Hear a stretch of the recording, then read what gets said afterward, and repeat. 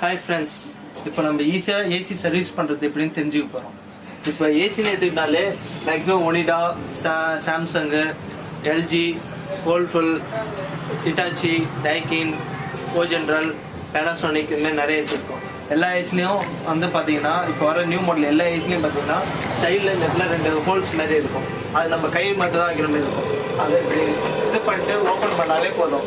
AC வந்து நிலத்தூக்கிட்டுனா இந்த இடத்துல நிற்கும். ஒரு சில ஒனிடா ஏசி இந்த மாதிரி ஏசிலாம் வந்து இந்த இடத்துல சென்டரில் ஒரு லாக் வரும். அதை தூக்கி நிற்க வச்சுன்னா நிற்கும். இது வந்து இந்த இதில் பார்த்தீங்கன்னா எல்லாமே உடஞ்சிருக்கு. நிறைய கஸ்டமர் வந்து இது எடுக்க தெரியாமல் இதை நல்லா இப்படி தூக்கிடுவாங்க. நார்மலாக கொஞ்சம் தூரம் தூக்கினாலே இது வந்து உடையாமல் இருக்குது. கஸ்டமர்ஸ் வந்து நிறைய பேர் வந்து அவங்களே சர்வீஸ் பண்ணுறேன்னு சொல்லிட்டு இது தூக்குவாங்க. இது சைடில் இருக்க லாக் உடஞ்சிடும். நிறைய சர்வீஸ் டெக்னீஷியனே நிறைய பேர் உடைச்சிருக்காங்க இது. ஆனால் வந்து இது உடைக்காமல் எப்படி கேட்டுருந்தா சும்மா லைட்டாக இப்படி தான் இருக்கும். லாக்கிங் ப்ரெஸ் பண்ணி லைட்டாக தூக்கினா இப்படி நிற்கும். நின்றுச்சுன்னா நீங்கள் அதை விட்டீங்கனாலே அது இப்படியே நிற்கும். அதுக்கப்புறம் வந்து பார்த்தீங்கன்னா ஃபில்டர்ஸ், இந்த மாதிரி ஃபில்டர்ஸ் இருக்கும். 2 ஃபில்டர்ஸ். இது வந்து நீங்கள் நார்மலாக எடுக்கிறது வந்து பார்த்தீங்கன்னா லாக்கில் தான் மாட்டியிருக்கும். இது எப்படி எடுக்கிறது? கொஞ்சம் ப்ரெஸ் பண்ணி மேலே தூக்கிட்டு தான் நீங்கள் எடுக்கணும். இல்லைனா வந்து உங்களுக்கு ஃபில்டர்ஸ் இதெல்லாம் வந்து உடைய ஆரம்பிச்சிடும் உங்களுக்கு. புரியுதுங்களா? இது ஃபில்டர்ஸ். இந்த ஃபில்டர்ஸை எல்லாரும் வந்து தண்ணியில் போட்டு வாஷ் பண்ணணும் தான் நினைப்பீங்க. ஆனால் தண்ணியில் போட்டு வாஷ் பண்ணக்கூடாது. இதை மோதல் தண்ணியில் போட்டு வாஷ் பண்ணிங்கன்னா இந்த ஃபில்டரோட லைஃப் ரொம்ப கம்மியாயிடும் உங்களுக்கு. புரியுதுங்களா? அதனால உங்கள் வீட்டில் நார்மலான ப்ரெஷ்ஷு, பெயிண்ட் அடிக்கிற ப்ரெஷ்ஷு அதுமாரி எதாவது இருந்ததுன்னா அதை வச்சு லைட்டாக க்ளீன் பண்ணாலே உங்களுக்கு இது ஃபுல்லாக க்ளீன் ஆகிடும். உங்களுக்கு எவ்வளோ டஸ்ட்டாக இருந்தாலும் அதை வந்து இது பண்ணி இல்லை வேக்கம் கிளீனர் இல்லை ஏர் ப்ளோயர் இதுமாரி இருந்ததுனாலே அதை வச்சு நீங்கள் ஈஸியாக க்ளீன் பண்ணிக்கலாம். நீங்கள் இதுதான் இந்த ஃபில்டர் கிளீனிங்கோட ஈஸியான மெத்தட். இது பண்ணிவிட்டு நீங்கள் மறுபடியும் போடும்போது சப்போஸ் நீங்கள் தண்ணி போட்டு வாஷ் பண்ணுற மாதிரியா இருந்தால் கூட காயை நல்லா ட்ரை பண்ணிட்டு தான் நீங்கள் இதை வந்து மறுபடியும் போடணும். வெயிலில் காய வச்சுட்டு போடுறது மறுபடியும் அதே மாதிரி தான் எப்படி எடுத்தீங்களோ அதே மாதிரி தான் பிடிச்சிடும். டைரெக்ஷனாக பண்ணிவிட்டு கீழே இந்த லாக் மாரி இருக்கும். அந்த லாக்கில் பண்ணுறது இது வந்து இதுக்கான ஃபில்டர்ஸ் இல்லை. இது வந்து டெமோ ஏசி தான். அதனால அதுக்கேற்ற மாதிரி செட் பண்ணியிருக்காங்க. இது வந்து ஃபில்டர் க்ளீன் பண்ணுறதுக்கான ஈஸியான மெத்தட். ஏசியில் வந்து நிறைய பேர் வந்து வாட்டர் லீக்கேஜ் கம்ப்ளைண்ட் கேட்குறீங்க. வாட்டர் லீக்கேஜ் கம்ப்ளைண்ட் நினச்சிங்க ஒன்று வந்து பின்னாடி பக்கம் வாட்டர் லைன் வந்து இந்தமாரி ட்ரைனேஜ் ஓஸ் வரும். அதில் வந்து நீங்கள் வந்து ஏதாவது ஸ்ப்ரிங்கு ஏதாவது வச்சு கூட நீங்கள் க்ளீன் பண்ணலாம். அப்படி இல்லைன்னா மறுபடியும் வாட்டர் லீக்கேஜ் ஆகுதுன்னா நீங்கள் சர்வீஸ் டெக்னீஷியன் கூப்பிட்றதுக்கு ஏசி யூஸ் பண்ணவங்களாம் இருக்க தேவையில்ல. ஏசி நீங்கள் யூஸ் பண்ணலாம். எந்த இடத்துல தண்ணி லீக்கேஜ் ஆகுதோ அந்த இடத்துல ஒரு பக்கெட்டை வச்சுட்டு நீங்கள் மட்டும் ஏசி வந்து யூஸ் பண்ணிட்டு தான் இருக்கலாம். ஒன்றும் பிரச்சனை இல்லை. அதனால வந்து போர்டு சர்க்கியூட் இதுமாரிலாம் எதுவும் ப்ராப்ளம் ஆகுது. நீங்கள் அதுக்கு கீழே வந்து எலக்ட்ரானிக்கல் போர்டு இந்தமாரி லைனிங் ஏதாவது இருக்குன்னா தான் வந்து உங்களுக்கு ப்ராப்ளம். மற்றபடி தண்ணி விடுறதுனால ஏசி யூஸ் பண்ணுறதுக்கு எந்த ப்ராப்ளமும் இல்லை. நம்ம ஏசிலலாம் பார்த்துருக்கீங்க வெளியில் வந்து இந்தமாரி ஏசி பைப் லைன்லாம் போகும். இந்தமாரி ஏசி பைப் லைன்லாம் போகிறதுனா நிறைய இடத்துல ஸ்லீவ் கிழிஞ்சிருக்கும். இந்த ஸ்லீவ்லாம் கிழிஞ்சிருந்தால் தயவு செஞ்சு மாற்றிடுங்க. அது உங்களுக்கு நல்லது. எதனாலனா வந்து இந்த ஸ்லீவ் நீங்கள் மாற்ற விட்டீங்கன்னா வந்து உங்களுக்கு கேஸ் வந்து கம்மியாகும். கேஸ் கம்மியாகிறதுனால கேஸ் ஆச்சுங்க இப்போ வந்து வெறும் 10%, 5%லாம் வந்து யாரும் ஏற்ற மாட்டாங்க உங்களுக்கு. புரியுதுங்களா? அந்த மாதிரி ஏற்றுறாங்கன்னு நினச்சிக்க உங்களுக்கு சார்ஜ் பில்லே பார்த்தீங்கன்னா 800, 900 rupees வாங்குவாங்க. அதுவே நீங்கள் இந்த ஸ்லீவ் மட்டும் மாற்றுறீங்கன்னா உங்களுக்கு அந்த கேஸ் சார்ஜிங்கிற அமௌண்ட் வந்து உங்களுக்கு வந்து ஆகாது. ஏன்னா இந்த ஸ்லீவ் வந்து ஓப்பனில் இருக்கிறதுனால தான் வந்து நிறைய பேர் வீட்டில் வந்து பார்த்தீங்கன்னா ஏசி வந்து கேஸ் லீக் ஆகுறதுக்கு காரணமே காக்கா வந்து பைப் லைன் ஆடுறது இந்தமாரி ரீசன்ஸ்.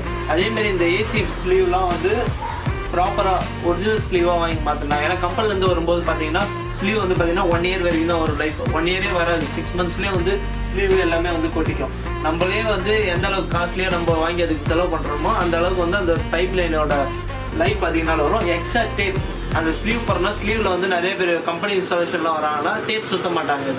இதெல்லாம் வந்து நீங்கள் சுற்றி இதெல்லாம் வந்து கம்பல்சரி ஏசி ஃபிட் பண்ணும்போது இதுக்கு ஒயிட் டேப் இதெல்லாம் சுற்ற சொல்கிறீங்கன்னா உங்களுக்கு வந்து லைஃப் அதிகனால வரும். உதாரணத்துக்கு எடுத்துக்கிட்டா இப்போ நாங்கள் ஒரு கஸ்டமர்கிட்ட வந்து கிட்டத்தட்ட 2.5 years யூஸ் பண்ணுறாங்க ஒரு கஸ்டமர் ஏசி பைப் லைன்ஸு. நம்மளில் கொடுத்த பைப் லைன்ஸு இதுதான் ஒயிட் டேப் சுற்றுறதுனால அவங்க பார்த்தீங்கன்னா 2.5 years வரைக்கும் பைப் லைன் இப்படி இருக்குது. அதுவே வந்து நீங்கள் வந்து பைப் லைன் இந்த டேப் சுற்றலாம் இதில் பிஞ்சு இருக்கு பாருங்க இந்தமாரி தான் மாவாக ஆகிடும் உங்களுக்கு.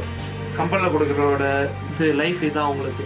அதனால தான் வந்து ஒரு ஸ்லீவ் ஒரு பைப் லைன் வந்து ரோலில் சுற்றுறாங்கன்னா சுற்றும் போதே வந்து இந்தமாரி ஒயிட் டேப்பு இதெல்லாம் வந்து சுற்றி பண்ண சொல்கிறது. ஏசிக்கு அவுட்டோரில் வர கம்ப்ளைண்ட்ஸு நீங்கள் அதில் வந்து இது பண்ணுறத பற்றி ஈஸியாக சொல்கிறேன். அவுட்டோர்ஸ் வந்து பார்த்தீங்கன்னா மேக்ஸிமம் எப்பவுமே வந்து ஓப்பன் டெரஸ் இந்தமாரி இடத்துல வச்சிங்கன்னா தான் காற்று எல்லாமே ஃப்ரீயாக போகும். நீங்கள் அதுவே வந்து ஒரு இடத்துல சன்சைடு ஒரு பால்கனி இந்தமாரி இடத்துல வைக்கிறீங்கன்னா காற்று சர்க்குலேஷன் இருக்காது. சரியா? அந்தமாரி இடத்துல வந்து அவுட்டோர் காற்று வந்து வெளில போகாது. அப்போ வந்து பார்த்தீங்கன்னா காற்று இருக்கும்போது இருக்கிற டஸ்ட்லாம் வந்து பின்னாடி பக்கம் இருக்க காயில் வந்து பார்த்தீங்கன்னா இதுதான் காயில், பின்னாடி காயில் இருக்கிற டஸ்ட் எல்லாமே வந்து இந்த காயில் உள்ளார தான் வந்து அடையும். இந்த காயில் அடையும் போது என்ன ஆகும்னா காற்று இழுக்க முடியாது. அப்போ வந்து காயிலோட இது வந்து பயங்கரமாக ஹீட்னஸ் ஆகும். அந்த ஹீட்னஸ் ஆகுறதுனால வந்து பார்த்தீங்கன்னா கம்ப்ரஸரோட லைஃப் ரொம்ப கம்மியாகும்.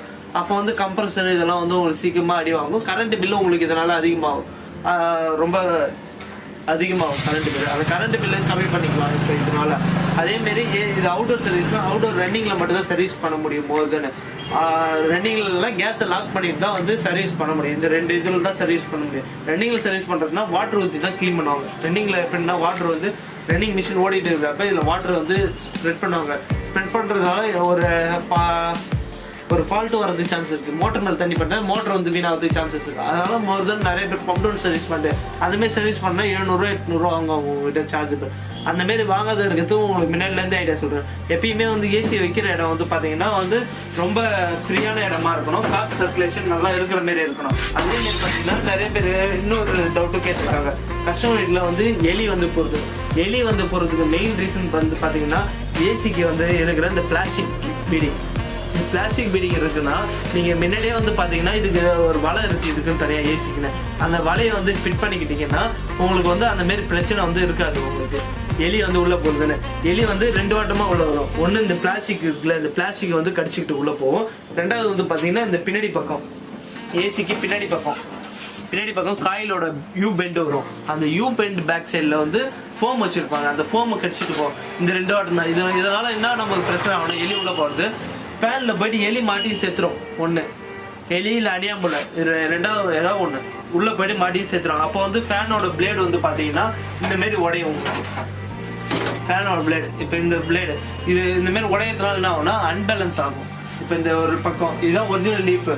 ஒரு லீஃப் எப்படி இருக்கு, இந்த லீஃபை அடுத்து பேக் சைடு லீஃப் இது எப்படி உடஞ்சிருக்கு. இது வந்து பார்த்தீங்கன்னா அந்த அடியாம்புல போயிட்டு மாட்டின்னு இதுவாகிறதுனால தான் வந்து உடையுது.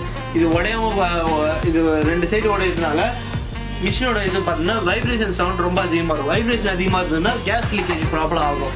இந்த மாரிலாம் நிறைய கம்ப்ளைண்ட்ஸ் வரும். இதெல்லாம் சால்வ் பண்ணுறதுக்கு நம்ம முன்னாடியே வந்து வலை இதெல்லாம் அடிச்சிட்டோம்னா